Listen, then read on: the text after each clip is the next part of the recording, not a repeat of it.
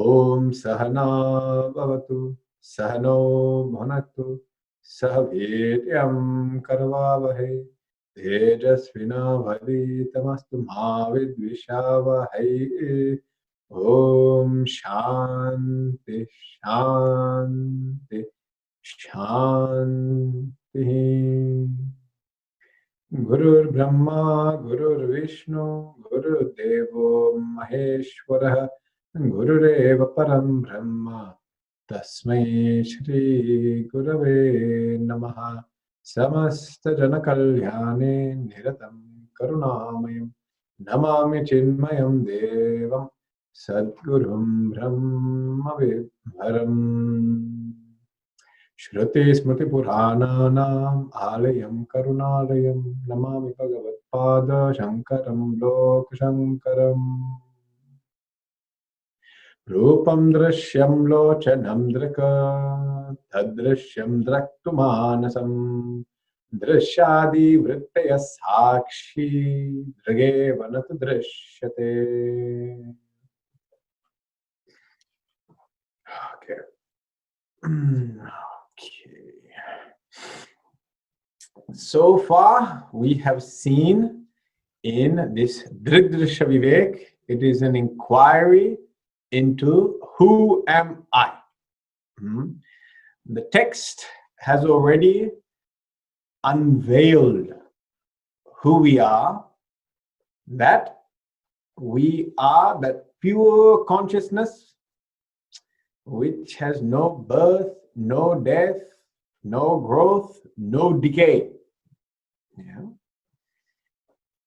However, in spite of being this wonderfully perfect being, we are not convinced, and we get our true identity confused with our false identity. And our false identity is called our ego. Ego. And this ego is constituted of an I thought. Aham kriti. That means I thought. Ahamkara. This I thought connects itself to various aspects of our personality, and all of a sudden it appears that a new entity has come. So that I thought connects itself with reflection of consciousness, and we get sahaja tadatmyam, natural identification. The I thought connects itself with our body. We have karmajam tadatmyam, connection to karmas. And the I thought connects itself to pure consciousness, sakshi. And we get brantijam tadatmyam, that identity born of delusion. And it is this last one which is the problem, the identity born of delusion, that I am. This ego, which is finite, which is suffering, which is born, which will die, this is the one which is the problem. Yeah. Because instead of recognizing my infinite perfection, unfortunately, I am caught with my numerous flaws in life. And this causes me much grief. Yeah. So we have seen who we are, our true nature, and we have also seen this phantom identity called the ego. And because this phantom identity is the one that we have been taking ourselves to be for lifetimes, we have considered ourselves to be this ego. And we've never even questioned it. We've never even inquired into it. We've never even looked at it. We have just assumed That's who we are. Yeah. It's like you've been wearing permanent makeup on your face for the last 30 years and you've never known that actually you thought you were brown, but actually you're a different color altogether. You just makeup was there full time. So really, you could have been a different complexion, but you thought you were brown. But makeup, yeah. Same way, we are living with this mask called the ego. And for years and lifetimes, we've been going through our life, operating from the standpoint of this ego, feeling quite miserable. Sometimes we get happy because things go our way.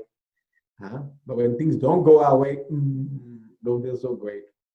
And even when things do go our way, we're constantly worried. We're worried, how long will it last? Because I might lose it. I might lose it all. All this is the feelings you get when you operate from the ego. Okay? So now the text, we had a look at these three different identifications. We also saw how to overcome them, that what we essentially need is knowledge, because the problematic ego is really the Brantijanyam ego, the one born of ignorance. Therefore, the solution is knowledge. So, the pursuit of knowledge now becomes the most fulfilling and sensible thing to do. Which knowledge? Knowledge of who am I? Yeah. However, before we can just again go down the road of self-discovery, again another way is going, this ego is going to be revealed to us in another way. And this way is a bit more relatable because this connects to our day-to-day experience. The previous analysis of the ego was very technical. Sahajatadasmi, Brandijam Tadasmi, Karmajam Tadasmi, like I don't feel like I have any of these things. If the book didn't tell me, I wouldn't even think that I've got these things. Now, because the book has said I have got three egos, I only thought I had one. Now the book said I have three, so I accepted based on the faith of the book that I have three egos instead of one. Many people have said I have a big ego, but I didn't know I had three of them. So now, okay, three. Now, can you make this more relatable? Can you show us the ego from the standpoint of our day-to-day transaction? So now the text is going to take us to our own personal experience of life. Yeah? And our entire life can be found. Our entire life essentially is comprised of each and every moment of experience. So what is the sum total of what I call life? All my experiences put together is called my life. Yeah. And so now, is it possible to recall and look at my whole life from all these different experiences? Can you help me analyze or classify these things? And the text said, yes, we can. We can show you your whole life and your entire experience of life. We can show this. Okay. So please show. So verse 10 and 11 we'll take together, and I'll put the verses up and Priya can chant. Aralaye suptau ahankaralaye suptau bhavedyehopyacetanaha ahankaravikasardhas swapnas sarvastu jagaraha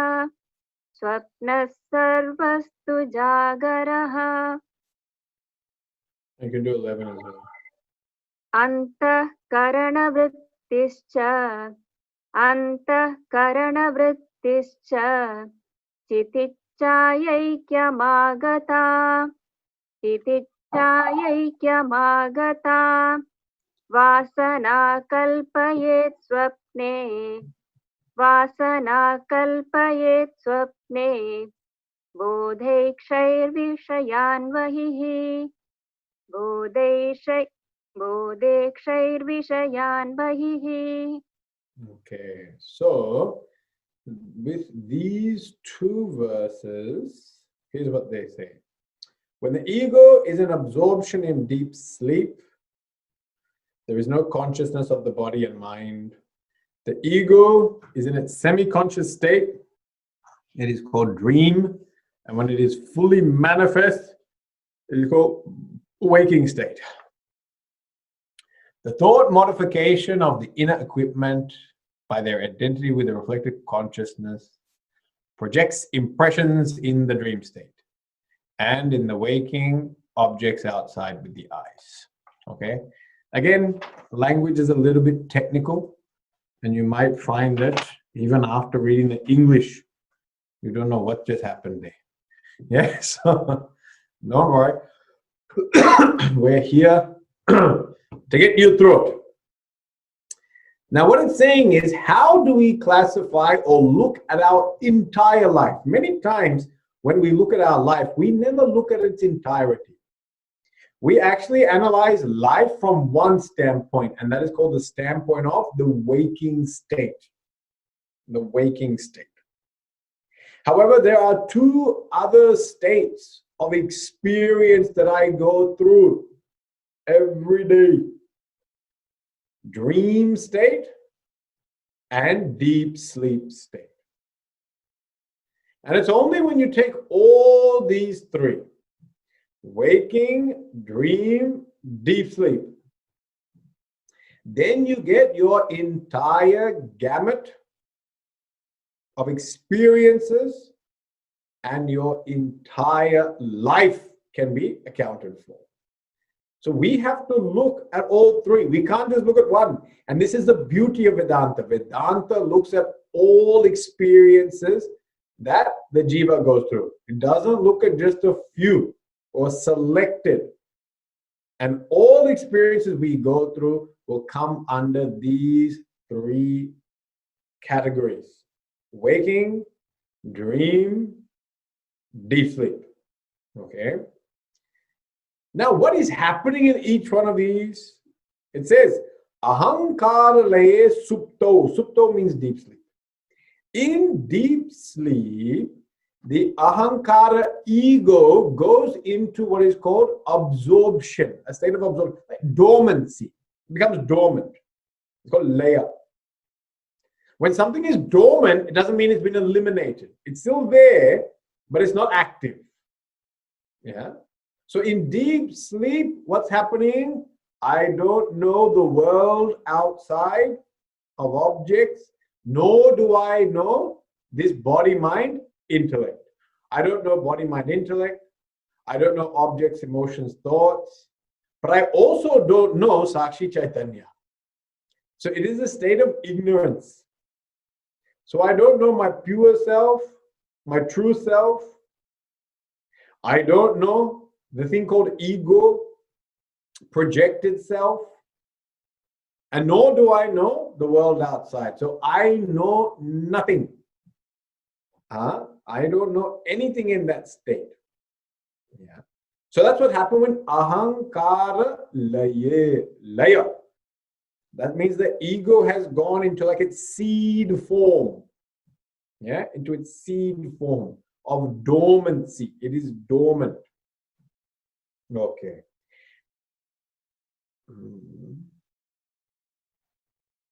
Now, what happens in dream state? Swapnaha ahankara vikasardam.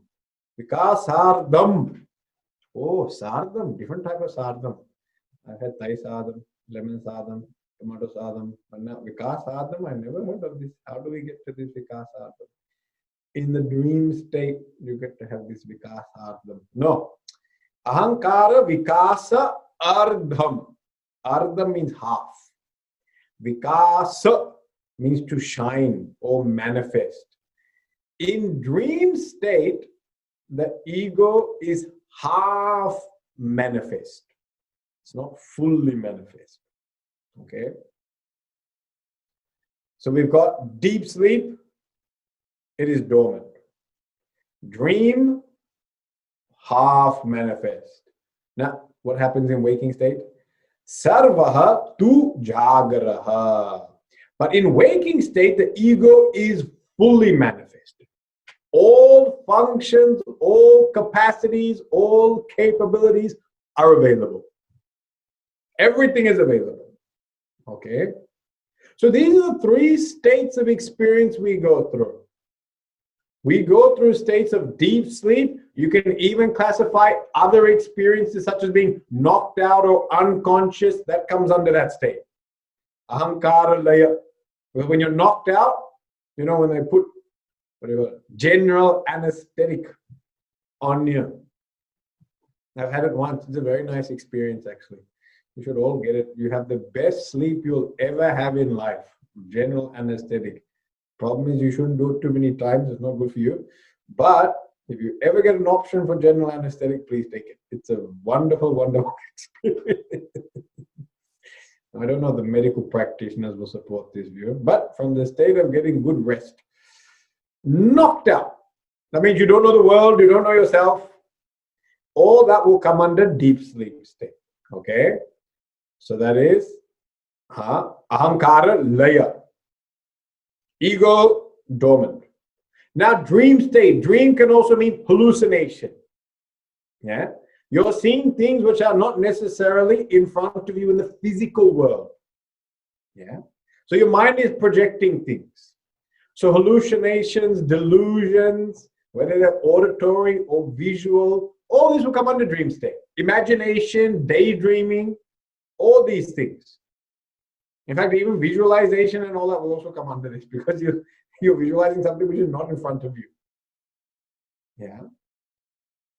So all that will come under dream state. Ahankara, vikasa, ardham. And then all other things, we know our waking state, everything, the gross world is available to us. Okay. Now, we some of you have heard this before, waking, dream, and deep sleep. But I want you now to understand it from the standpoint of our anatomy and what is happening. So I'll just pull up this chart and you can see what actually is happening in each one of these states. Okay. So now, if you see this chart, we have got Om, the spirit, pure consciousness. That pure spirit is now functioning through vasanas. Then those vasanas manifest intellect, mind, and body. The body perceives objects, mind feels, emotions, intellect thinks, thoughts. Now in Vedanta, each one of these pieces of anatomy have been classified. So when we talk just about the vasanas, consciousness and just the vasanas are called causal body. Causal body. Yeah.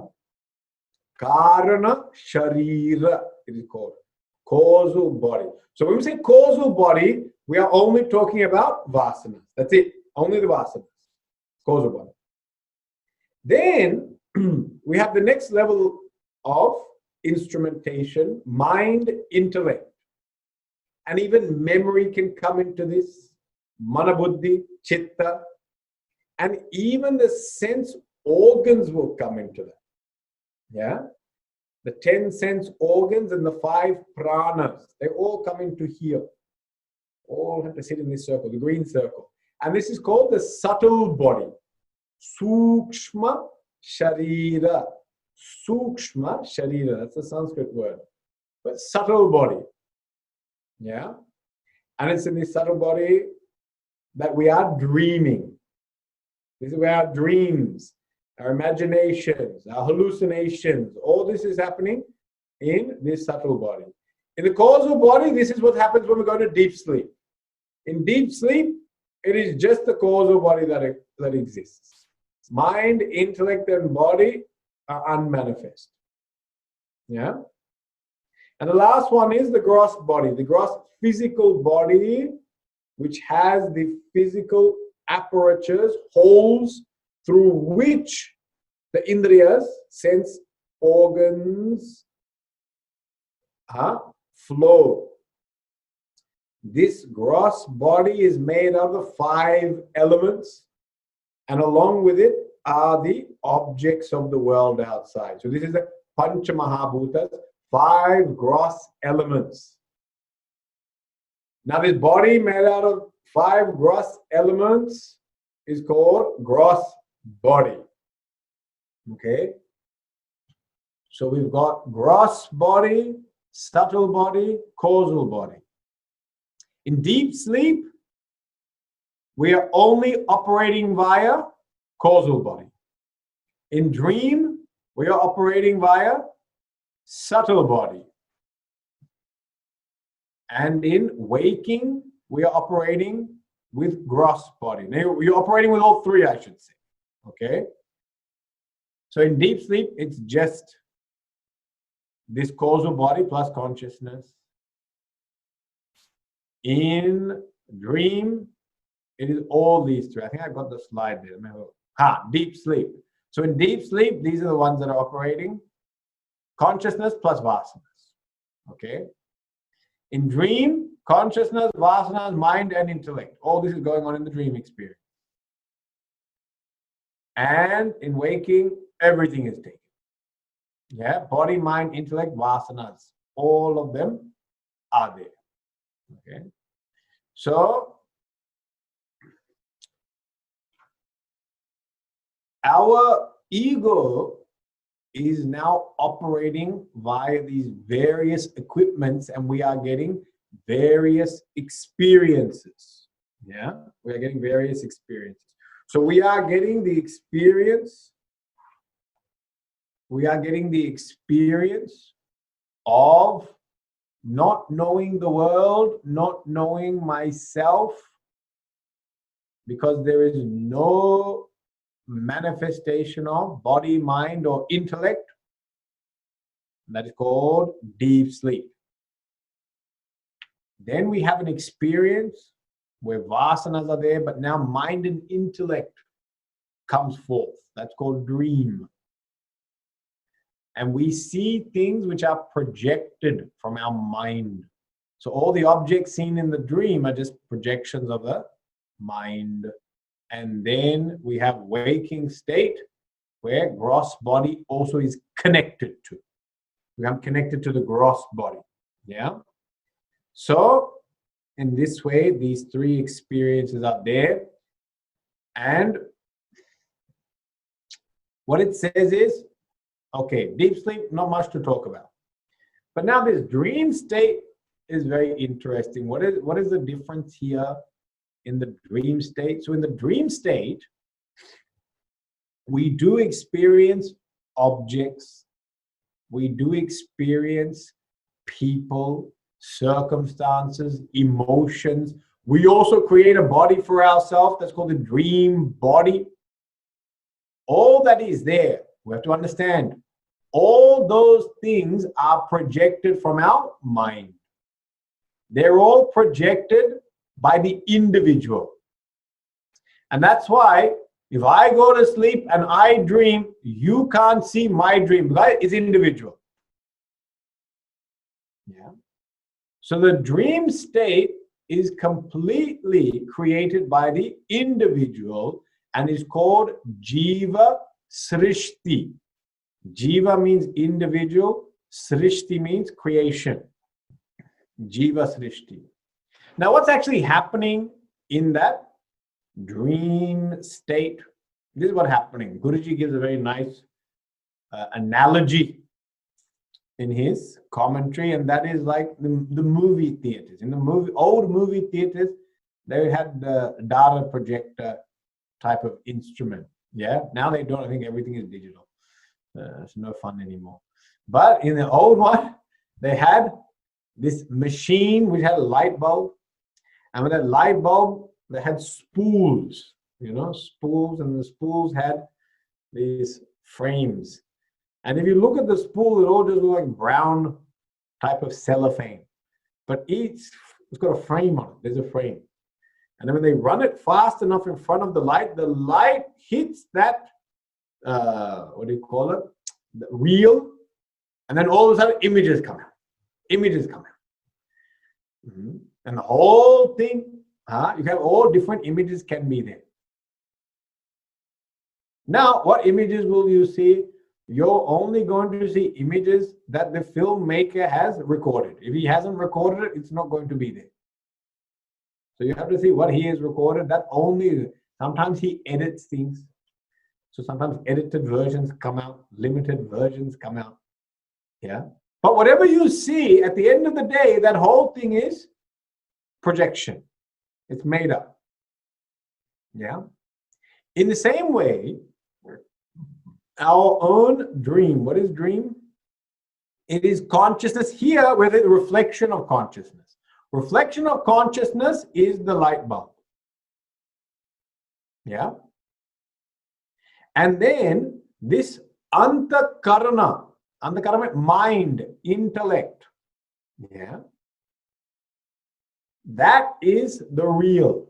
The mind and intellect is the real that is put in front. And all of a sudden, through that, light is shining. And this mind and intellect and memory, don't forget memory is involved in this, it has captured certain experiences in life. Because it has captured certain experiences, things that it has seen, things that it has heard, things that it is imagining, that it wants desires, they're all captured. And at the dream state, that reflected light, that reflected consciousness is now shining through the mind and intellect and projecting this new world. Yeah. And this is the world of my own individual experiences. Because they are all born of my individual mind and intellect. Jiva Srishti. It's a Jiva Srishti. Yeah. And this Jiva Srishti, we know, when we wake up, everyone wakes up from a dream, no one believes it's true. Everyone knows that dream is false. It was my own individual creation, and as beautiful as it may have been, not true. Or as disastrous as it may have been, not true. Come back to the waking state. Yeah, get back to reality, we say. So, in this dream state, this is what's happening. Now, another few other components are taking place. Why dream is a little bit more different to the waking state is that the full manifestation of the intellect is also not taking place in the dream. So the intellect is still covered with a lot of tamo gun. There's a lot of tamo gun. See, deep sleep is pure tamo gun. Then in dream, there's also still predominance of dullness. That's why the intellect is very dull. And that's why you will find in dream, there is very incoherent experiences. Yeah, things don't seem to make sense. They don't seem to follow any laws. They don't seem to follow any rhyme or rhythm. Yeah. And so when you look at that dream, you're like, I don't know what happened. Well, we don't know what did take place. One day, one point in time, I was here. Then I was flying one moment. Then I went to another country. Then I came back and then imprisoned. All different things happened to me. A lot of people liked me. Then a lot of people hated me. But that could be the waking state only. It was a dream. We don't know. Now, the whole point here is that we must always remember it is just a projection. It is not the reality. Dream is coming because in the waking state, we have taken in certain experiences, and sometimes those experiences, they have not been fully dealt with, and so they are still bubbling within us. They just come out. Yeah. And a dream also can be an exhaustion of vasanas. A little bit. Don't think you can exhaust all your vasanas to dream. Otherwise, oh, wonderful. Daydream my whole life away and get moksha. No, not like that. But a little, that dream, the point here, what we're trying to say is, some people, when they look at their dreams, they start trying to analyze their dreams. And say, oh, I saw water in the dream. Now I say, water in the dream, what does that mean? Does that mean my life is going to flow properly? Does that mean there will be waterfalls coming and my life is going to crash? Does that mean rain is going to take precipitation? Does it mean I need to go to the toilet? Most of the time, I think it means you're going to need to go to the toilet. That's about it. But other than that, people like to analyze their dreams and all that. There's no need to. There's no need to analyze all these dreams, because the whole thing is just your mind trying to spit out some of its overstimulation. That's why, if people watch these certain movies, especially a horror film, if you watch it, and very scary, ghost appears and frightens everyone. Boom! And then you see that. Then when you see that image, your mind finds it too difficult to deal with. And so you try to go to sleep that night, that image will come. And then even the person next to you tries to wake you up, you'll see that image on their face. And again, you will be scared.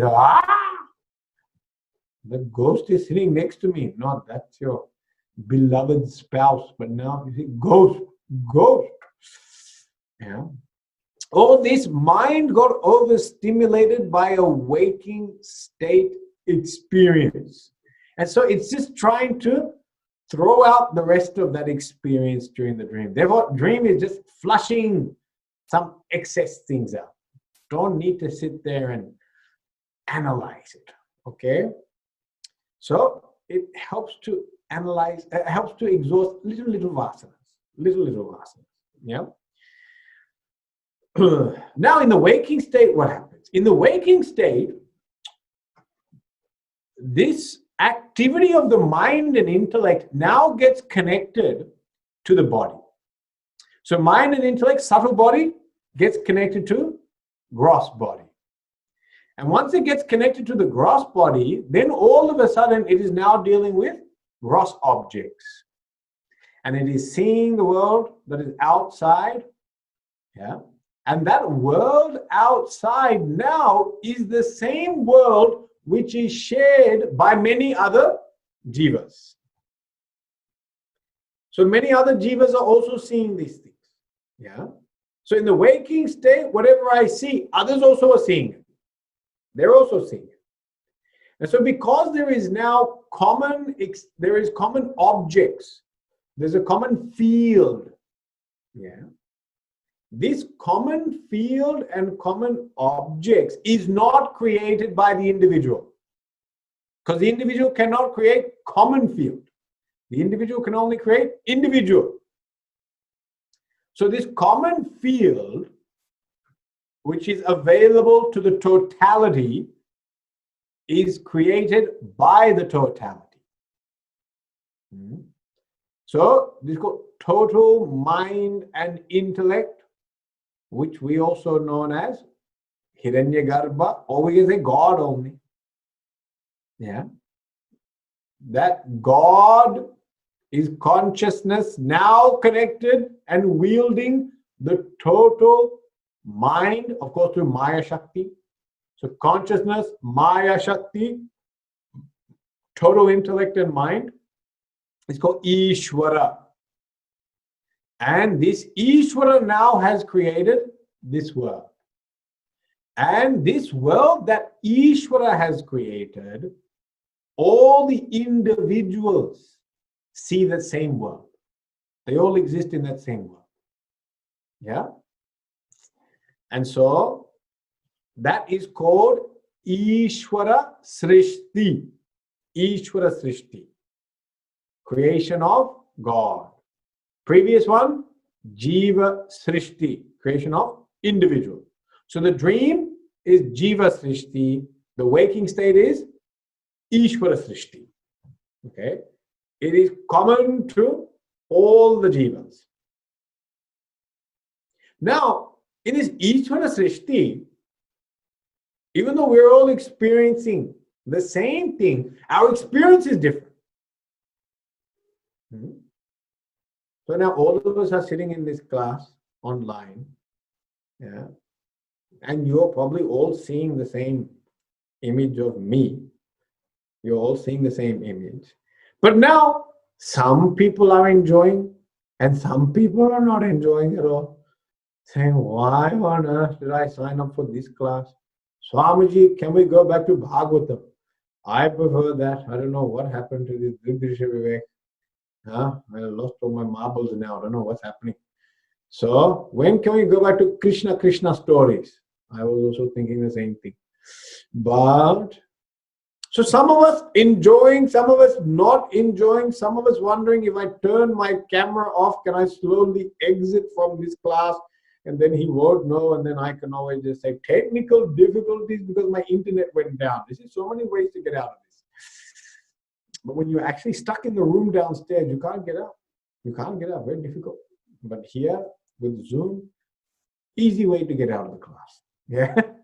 So some people enjoying, some people not enjoying. That's everywhere. Everywhere we go, even we go to a restaurant, some people enjoy the food, some people don't like the food. Go to a movie, some people like the movie, some people don't like the movie. Why? What's happening? On that Ishvara Srishti, common to all, we now project our own likes and dislikes. Yeah? So on Ishvara Srishti, objects that are common to all, we now project our own individual like and dislike. And that's why our experience of the world becomes very personal. It becomes very personal. Yeah? Because there's a level of individual projection on top of the Lord's creation, the total mind's creation. And so this gives us a variety of experiences, even though we are all experiencing same objects. There is a variety that takes place. Okay. Now, we've understood now. The sum total of our life is connected to these three. It happens within these three states of experience: deep sleep, dream, waking. Okay?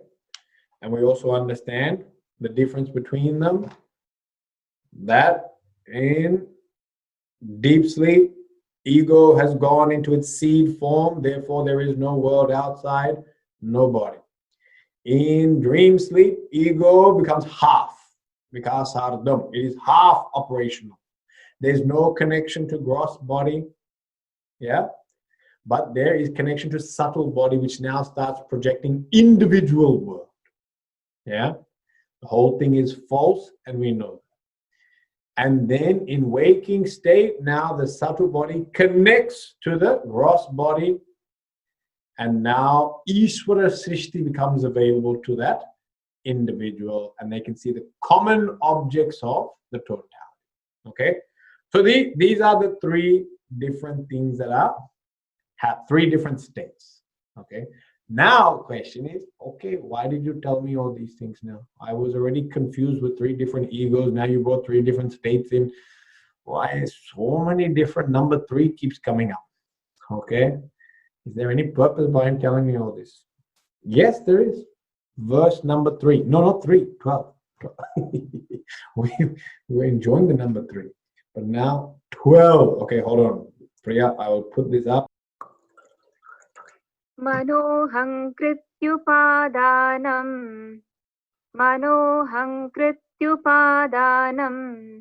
lingamekam jadatmakam avasthatrayamanveti jayate mriyate tatha. Okay, here I'm going to use I'm going to use the translation I have. The one insentient subtle body, which is constituted of mind and ego, goes through the three states, and it is born and dies. Okay. Constituted of mind and in the same, the one insentient subtle body goes through the three states. The same thing is there. Okay. Now, why did you give us this new analysis with extra pieces of information and wonderful fancy slides that you put up there? Why did you do that? Okay. Because what we need to understand is who is born and who is dying. Yeah. Because this birth and this death, these are the tragic events that take place to us. But the whole birth is a wonderful thing. Actually, if you look at it, birth for the baby, I don't think is a very good experience. Birth for other people is a nice experience, but I think for the baby, it's not a great experience. You know, that poor baby's head is getting squashed and then pushed out. I don't think any baby comes out saying, I'm so happy to be here, and start high-fiving people. I think every baby, from what I heard, comes out crying only. So we enter into this world rather miserable. Yeah? Baby's not coming around saying, you high five to the doctor, high five to the nurse, thank you so much. So happy to be here. Nice to meet you all. Yeah? What do you think about me? Am I good looking? Not good looking? Yeah? Every baby comes out crying only. Its poor head has been squashed, you know. That's what happens to the skull. It gets squashed. Actually, the plates have to shift. Yeah, it's very interesting.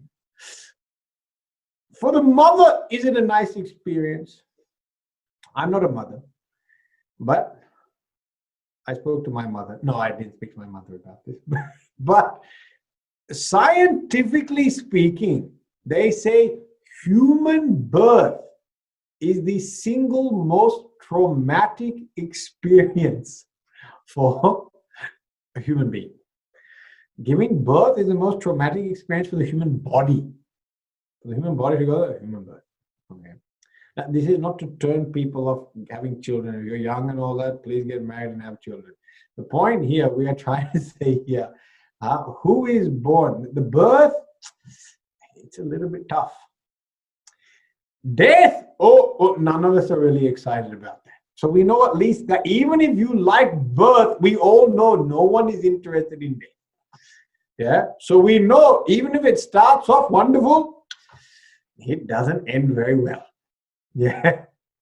And that mriyate, that death, that death causes us a lot of anxiety, a lot of fear. Death always causes a lot of fear for us. So actually, if you look at it, we try to live happily our entire life, but we always have this thing hanging over our head. Yeah? And that is death. That we know that someday, some stage, some time, death is going to go. Yeah? And so as much as we try to gain fulfillment in life, if you know that death is coming, you can never fully enjoy that life. Because this anxiety is always just sitting there. That is looming there. You know, in some cultures, they have this chap, and he's a skeleton. He got a nice hood. He got a hoodie, very fashionable chap, got a hoodie. Long robes, and he got a sickle. I don't know why it's a sickle, but a sickle. It's called Grim Reaper. And this Grim Reaper, he's just following everyone around, just waiting. Just waiting. When it's your time, ting, he uses his sickle. Ting, gone. Yeah. In our culture, Yamaraj. And Yamaraj rides on a buffalo. Yeah. And he has a noose rope in his hand. Therefore, if you see anyone with a buffalo and a rope in their hand, go opposite direction. Don't go towards them. Don't go to meet them. See, the description of Yamaraj is very elaborate. It's to show you, don't go meet this chap. Go opposite. So anyone comes to your house in a buffalo, in this country, unlikely they'll come in a buffalo. But if they come in a buffalo with the rope in hand, go opposite, move in the opposite direction, Yamaraj is coming. What that means is, throughout any experience that we have in life, this thing just weighs on our mind. Have you ever had a splinter, a shard of wood in your finger? Then actually, when you don't put pressure on it, you don't feel it so much. And after some time, you learn to live with it. But every now and then you put pressure on it. You know it's there. You know it's there. And you haven't taken it out. And some people don't take it out because it's more painful to get that thing out than rather just live with it. Because to get it out, you just put another pin, dig it out. Ugh. It's not a very fun experience. Yeah. So this splinter is in our mind. It's called death. That's looming. And as much as we try to make this present life as fulfilling, happy, joyous, this thing's still sitting there all the time. So we can never achieve a sense of fulfillment provided we still have to succumb to death. And that's why this analysis is so beautiful, because it says here, who is the one that is born and who is the one that is dying? And it says, it is mano aham kriti upadanam lingam ekam jadatmakam jayate mriyate. It is this subtle body which is now made up of mind, intellect, ahankara, memory, plus vasanas, plus, and that component identified with consciousness is now called jiva or ego. Yeah. And it is for this one that is undergoing birth and death. Ego is undergoing birth and death. But we have to go back to verse 5. That's why it's very important. The connection is there. Is consciousness undergoing birth and death? And if we go back to verse 5, no deti nastamityesha navriddhim yati nakshayam.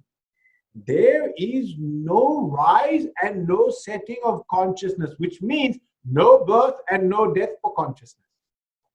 Consciousness has no birth and death. Ego has birth and death.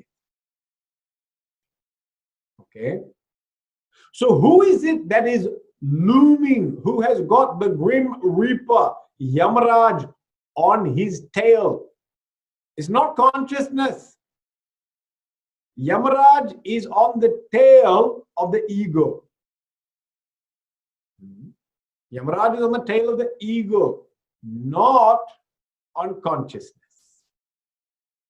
That's why Yamadutas, in the Puranic stories, we have Yamadutas, that's the messenger of Yamaraj.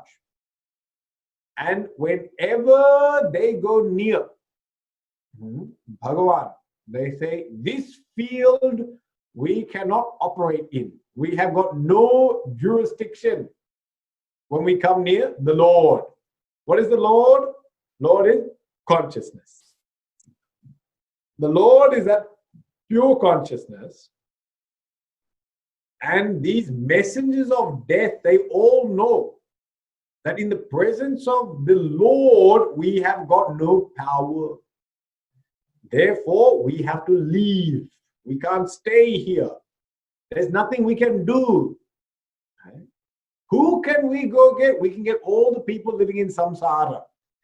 But we can't get the Lord himself. In the same way, birth and death cannot touch consciousness. But birth and death afflict the ego. The ego is afflicted by this birth and death. And we said, birth itself Now we can look at it in broader sense. What is birth and what is death? Okay. Now, from a technical point of view, we'll look at the experience of birth and death. Birth is when the subtle body, jiva, so that means conscious, the identification with reflection of consciousness, plus the vasana, plus that mind and intellect. It now enters into a body. It enters into a gross body. And when that subtle body enters into the gross body, then we have the birth of that jiva. And that will happen, that will happen before even the physical birth. That's already happening. It happens in the womb of the mother. Yeah? That the jiva has entered. Then it coming out of the mother is second birth. But birth actually, subtle body connects with gross body. What is death? Death is when subtle body leaves that gross body. It says, here I can no longer gain any more experiences that will benefit me. My karma is up. Karma kshaya. The prarabdha we talked about last week.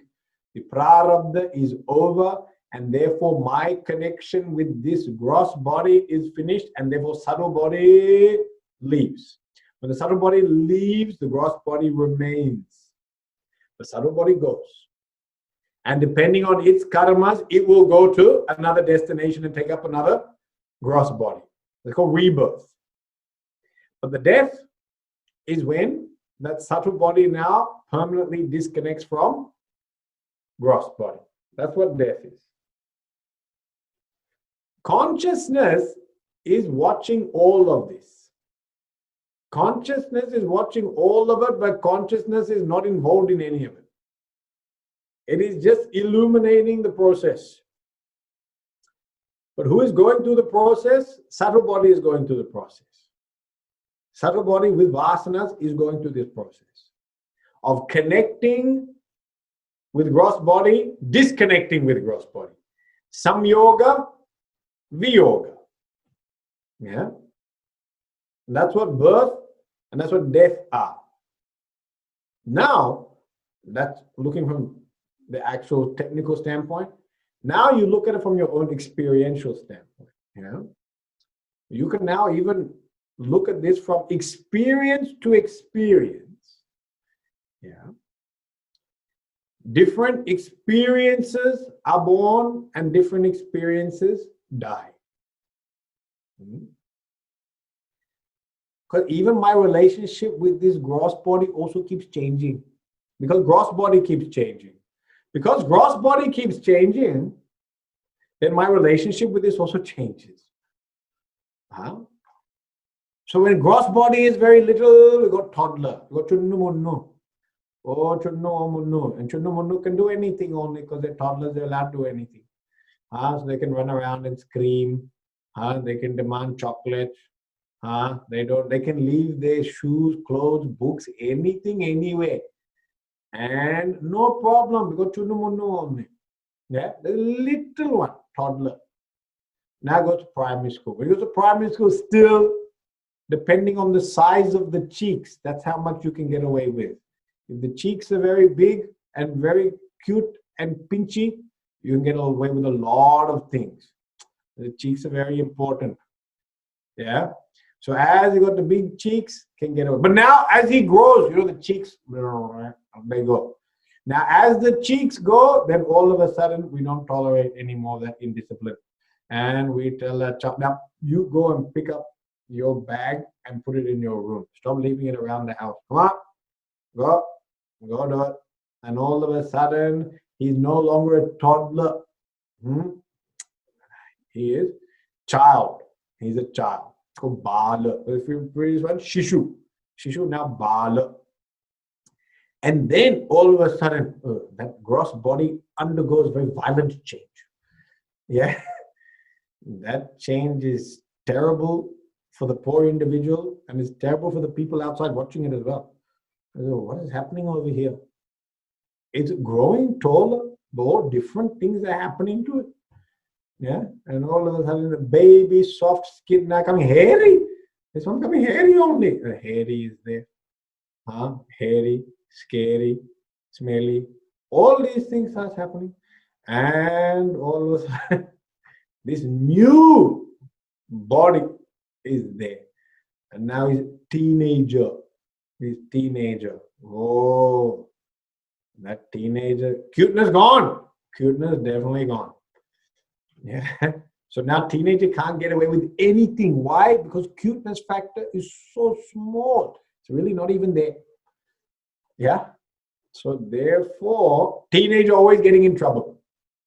Why? No cuteness factor. You must have cuteness factor. Yeah. And now this teenager, he got responsibility. He has to do things, he has to study. We expect him to perform, to be responsible with his life. Yeah.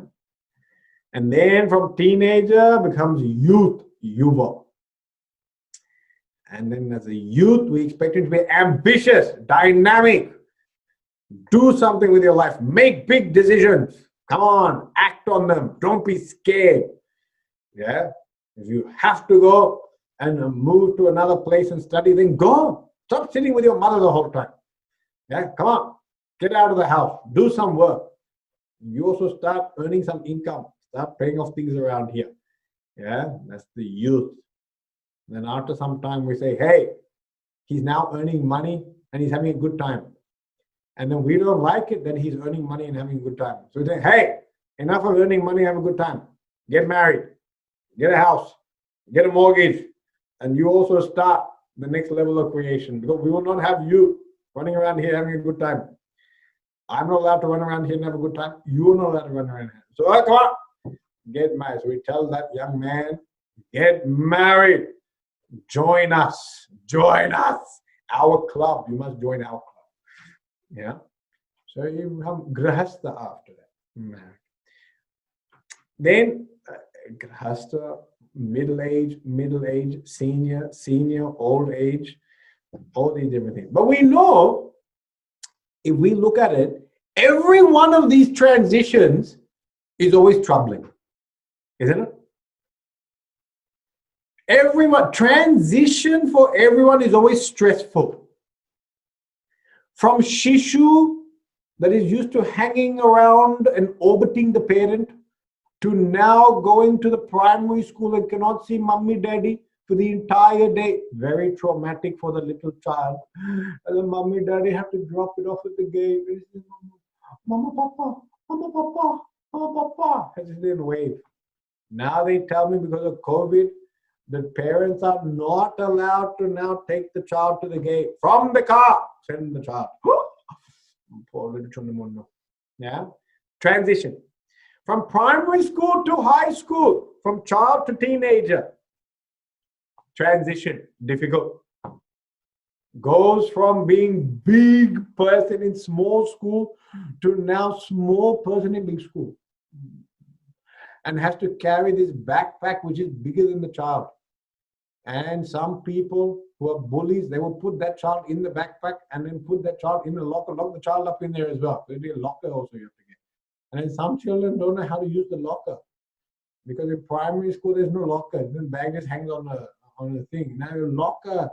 And then they're panicking because it's starting. Class is starting quickly. So don't know. Sometimes you forget your combination. Then don't know what to do. Then from high school to university, again, lost in a bigger world. Completely lost. And then by the end of university, expected to know what you're supposed to do with your life. Actually, by 18, people expect you to know what you do with your life. No one knows what they're supposed to do with their life at 18. But we expect all 18-year-olds, what course you want to do, what career you want to do for the rest of your life. Come on, make a decision. Roll the dice. Come on. Good. Lawyer. Okay, that doesn't work. Doctor. Okay, the engineer. Become something. All transition phases are very difficult to deal with, very difficult. Every transition phase is jayate, is birth. Is birth. That's what you have to understand. Some people, they're scared of becoming parents. That's why they don't have children. Because they're scared of becoming parents. Because become parent, the jayate of the parent. So no. Some people are scared of getting married. So jayate of husband, jayate of wife. So no. Well, just see what happens. See what happens. No, if you might have a project, your project should have a deadline. You should make it happen. Fear is in all of these elements. Fear is there in every transition. That's why birth is also fraught with fear. And then just when we get so comfortable with that state, we start enjoying that. Just when you are now the king of that domain, life then tells you, now you have to go to another domain. Just as you become grade 6 in primary school, king of the school, go to high school. You go to year 12 and you understand the entire system. You know how to cheat all the tests, how to cheat all the teachers. You know which teacher watches which entrance of the school, so you know which one to go through if you're coming through late. Just when you figure that out, push you out university. So every time we just become comfortable and confident, life then pushes into the next level. Yeah. Therefore, there's mriyate, there's jayate. And throughout this whole thing, there's a lot of fear going on. And the fear is taking place, the anxiety and stress, is because I believe I am the one who is undergoing jayate. I am the one who is undergoing mriyate. This birth and this death is happening to me. This transition is happening to me.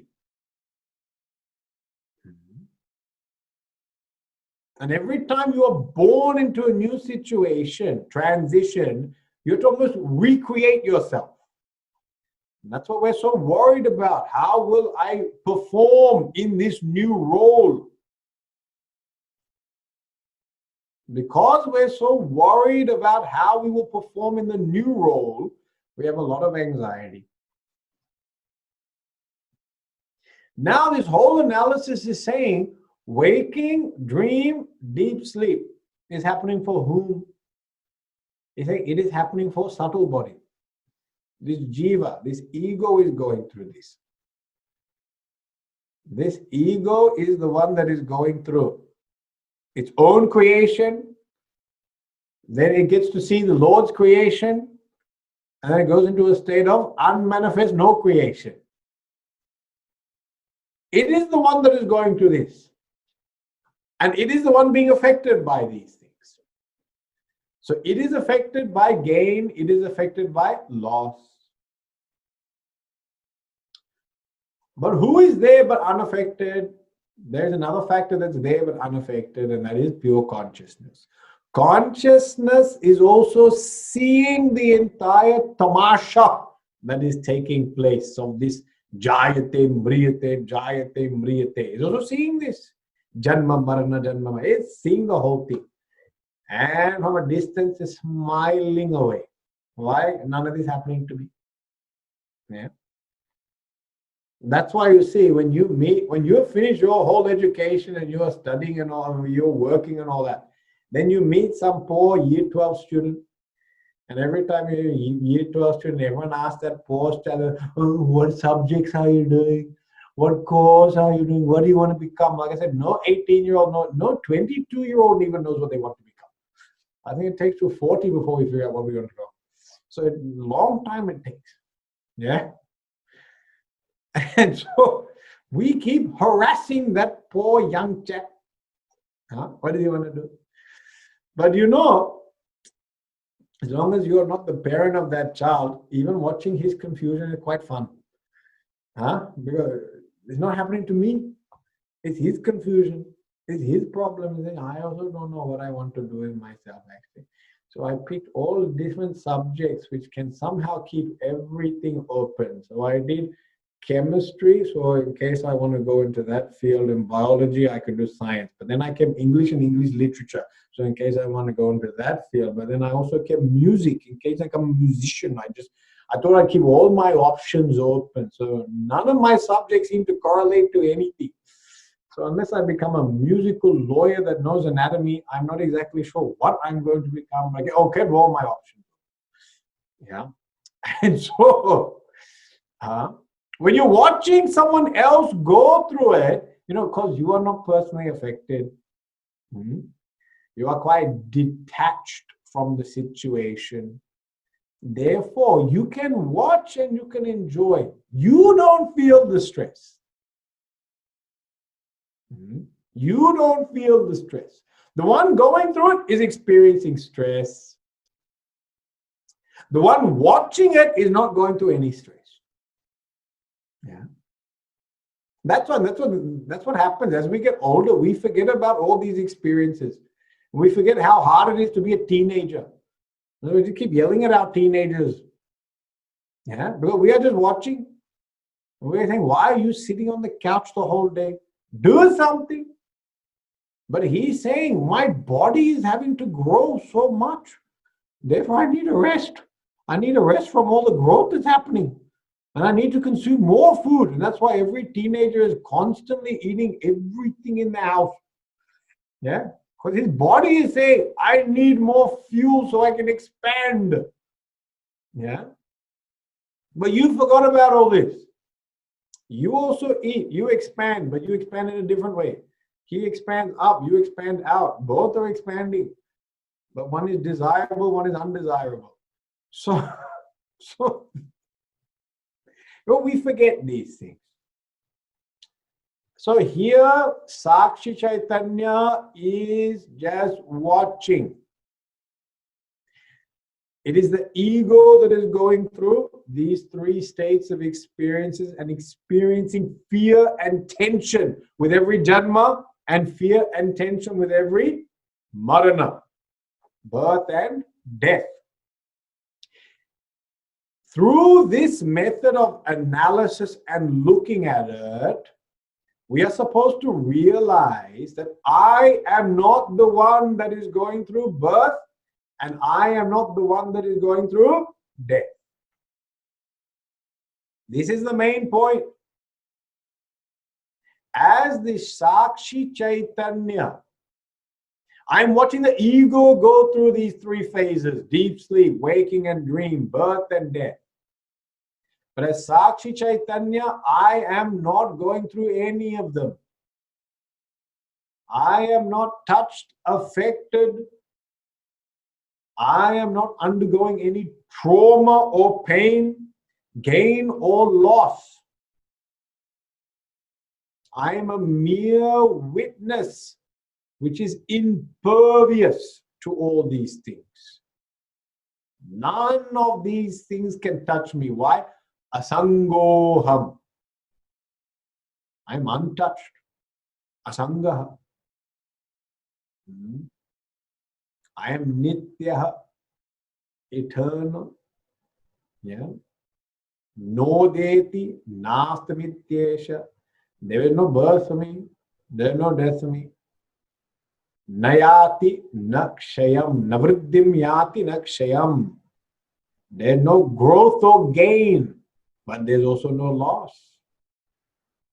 Which means I am ever free. This is the main thing.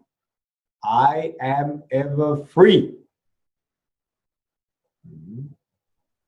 I am free of birth, free of death, free of gain, free of loss.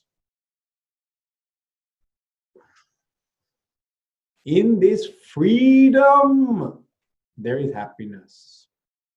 In this freedom, there is fulfillment. Now, this freedom, nitya muktaha. I am ever free. Even while the jiva is going through birth and death, I am ever free. It's not that my freedom is going to come later. My freedom is here and now. Now itself, Sakshi Chaitanya, which is you, are free. Right now you are free. Even while this embodiment is going on, you are free. This is the key, that now it's otherwise we keep thinking freedom is something going to come at another time. And when I keep thinking freedom is something to come in the future, how do I define myself now? Bound. I am bound. And this is the thought process we're trying to break. We're trying to break the thought process that you think you are bound now. Because if you think you're bound now, you're going to think you're bound forever. Because you're waiting for freedom to come. Freedom is going to come in the future. That's why, what will I do? My life plan is to remain bound for many years. And then hope that freedom comes. To gain that freedom, you have to realize that you are free. It is not that some switch is going to click. We have to start asserting itself now. Even before you attain moksha, you have to start asserting and realizing you are free now itself. And this is not some sort of self-hypnosis. This is not some ridiculous type of affirmation that we're just concocting. I am free, I am free, I am free. This is the truth. Why is it the truth? That's why all the logic was given earlier. That's why all the analysis of the reflection of consciousness and this consciousness and that consciousness, and that's why I was losing my mind earlier only, because all the logic has been provided to show that in reality, you are Sakshi. You are not the eye that is seeing the object. You are not the mind that is seeing the eye. You are the consciousness that is seeing everything. That's why a very convoluted logic was given to convince our convoluted intellect. If our intellect is not so convoluted, you don't need such convoluted logic. You understand straight away. Yeah. So the reality is, here and now, you are free. You are free. Yeah. We just have to keep remembering this. And as we keep on remembering this and become convinced of it, then you can live as one who is free. And free of what? Free of fear, free of pain, free of anxiety, free of sorrow. Because that is your true nature. Your true nature is to be free only. So whatever experiences you have in waking state, you are free of them. Whatever experiences you have in dream state, you are free. And no matter how long you sleep in deep sleep, you're also free of that as well. Oh, wonderful. I can sleep for 14 hours now, and I cannot be, no one can accuse me of being lazy. Why? Consciousness is not lazy. My ego is very lazy. It doesn't like getting up. That's the ego of me.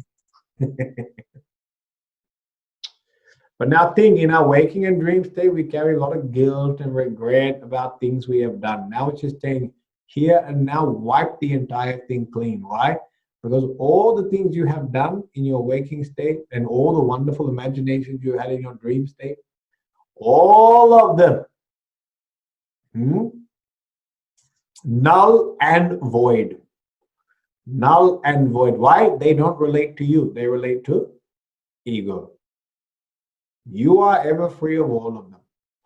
Yeah. So in this way, you don't need, in this direct method, you don't need to individually resolve every issue you had in life. You just realize those issues don't relate to me. They go to the ego. I am ever free. It's a very powerful method. It's a very powerful method, direct method. Everything one shot resolved. Okay.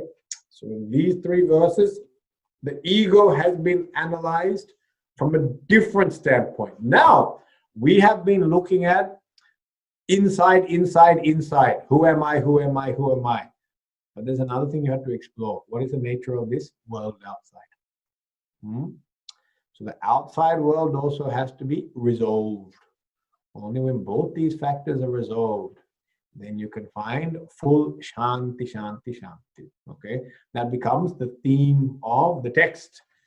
The next few verses, which we'll take up next week. Okay.